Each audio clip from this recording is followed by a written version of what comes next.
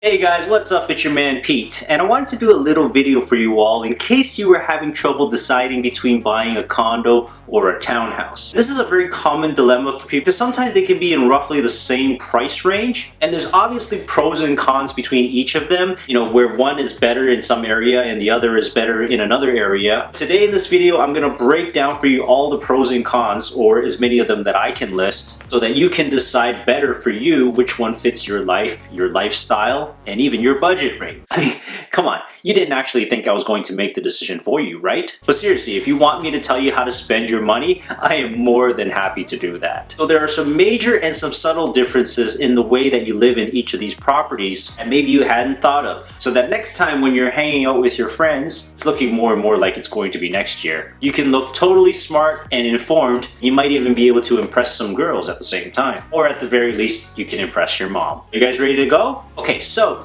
when we're talking about comparing condos and townhouses, we're really talking about those that are sort of roughly in the same price range. We're talking about $500,000 to maybe $650K. I'm specifically excluding the stuff that's more expensive, so I'm leaving out things like executive townhomes and freehold townhouses. So when we talk about condos, I think we all sort of have an understanding, right? Like, you understand what I'm talking about. So the condos that we're talking about is your standard high-rise building, as we have come to know it in this city. And when I'm talking about townhouses, I'm talking more about the stacked townhouses, like these ones right here, because they're more comparable in price. Now, for most of you who have grown up here in the city, we're mostly accustomed to living in houses. Those structures with a roof, a backyard sometimes, a garage, and a basement. But then there are some of you who come from different countries where apartments and condo living is actually the norm. It's what you feel comfortable with because it's what you've seen and been used to. And so you feel comfortable being in these large structures. But then there's a new breed in the city here too, where we had these people who were growing up in older houses, me, myself included, who were drawn to the idea of living in a new property,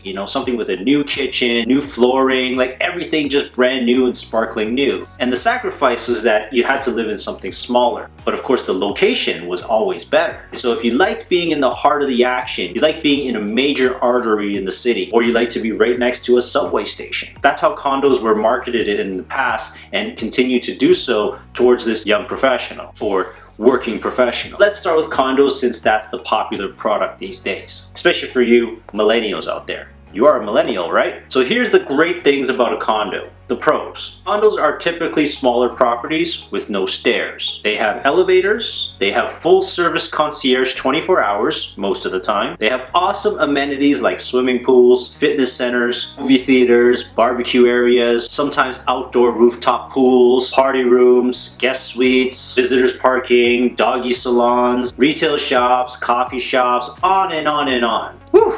That was a mouthful. And while having all of these great things in your building, in your ecosystem, makes everything super duper convenient, it does come at a cost where you don't have to do any work to the property whatsoever. For those of you who like to travel, you could literally just lock your door and head out. You don't have to do anything, which is perfect for the aspiring Instagram influencer. And you can be sure that for the most part, your condo is going to be really secure. And of course, let's not forget about the higher floors and the nice views. But of course, the main reason, the big reason why people choose condos is the location. You get to live in and be part of the vibrant, bustling parts of the city, like the financial business district or the entertainment district. And sometimes you'll even be connected to subways and trains or an underground path. In terms of convenience and saving time in your life, you cannot beat a condo, which is why you will find yourself paying more for maintenance fees, or as our friends down south call it, HOA fees, where everything is virtually taken care of by the concierge and the property managers.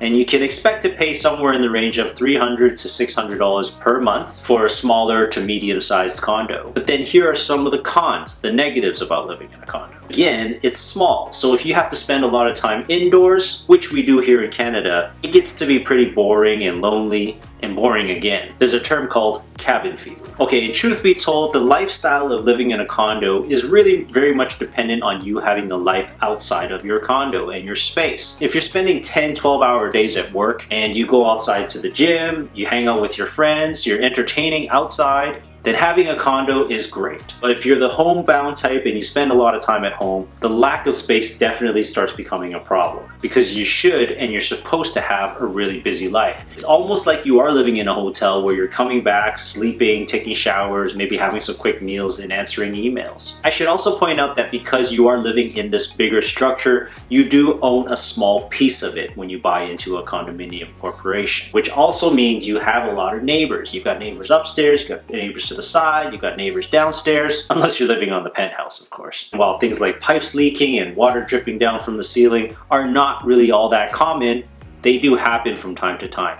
Things just happen when you live in really dense environments. And for those of us who grew up in houses, there are still some things that we're not necessarily accustomed to on a daily basis, such as waiting for elevators and having to lug your groceries up from the underground parking. I mean, granted, there are some great workarounds, and you can always take the stairs up to increase your activity level and get some exercise and steps in your day. It really depends on how you look at things, right guys? The pluses of a condo are definitely the fact that you don't have to do anything. You don't have to do any work. Everything is taken care of for you. But for someone like me, I'm always forgetting things whenever I'm leaving the house. And so coming back in, grabbing my things and leaving is never really a problem when you live in a house. But in a condo, elevators and stairs, no fun for me. Plus, I need a lot of space for my stuff and my family's stuff, so I'm definitely not living a minimalist lifestyle here, guys, to be honest. Okay, so now on to townhouses. And while smaller townhouses like stacked townhouses have a lot of similarities to condos. In fact, they're actually called condo townhouses. There are also a few different variations of this type and style even within this category. Some have underground parking, some have surface parking, some have amenities like outdoor swimming pools, but most of them don't have that. Some even have a gatehouse security, which is kind of cool. You get an extra layer of security, but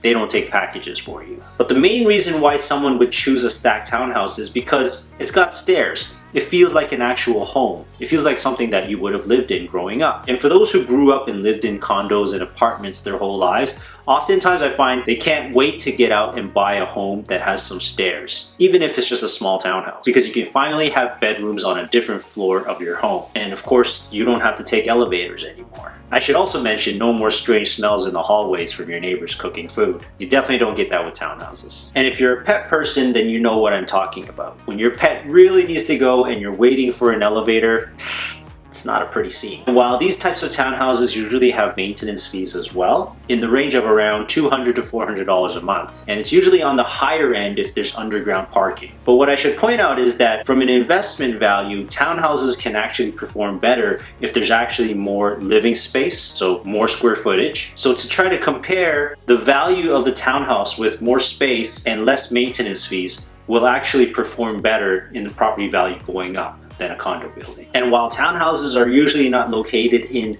main arteries or on major streets, you can find them on bus routes, or you can find them on smaller streets all around the city. Now, I should also point out that there's actually a reversal in sentiment sometimes when these townhouses are built so small, and with condos, when they have an open concept floor plan, sometimes 600 square feet flat is actually even better than 1,000 square feet on 2 levels for a townhouse. So we sometimes see a reverse in sentiment where buyers are like, but it's so small and I have to take the stairs. I would really just rather have all the square footage on one floor. So we do hear that a lot as well too. But then also from an investment standpoint, there are always fewer townhouses than there are condominium building units. Because if you think about it, in a really large condo building, there could be anywhere from 400 to 700 units. But in a really dense townhouse structure, you might be looking at maybe 100, 150 units. So the rarity of it actually helps it increase its value because there's less of them on the market. Obviously, you got to make the call on what makes you feel more comfortable as a home buyer, because everybody is different. They have different preferences, they have different biases from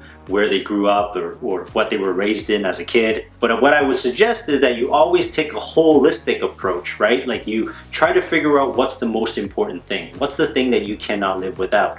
If it's location, then you might want to choose condo. But if it's more space and not having to deal with elevators and you don't need all those amenities and you don't need to be in the core of the city, then you might want to go townhouse because it might provide more living space, better resale potential, and lower maintenance fees. Whatever it is, you've got to figure out what's best for you.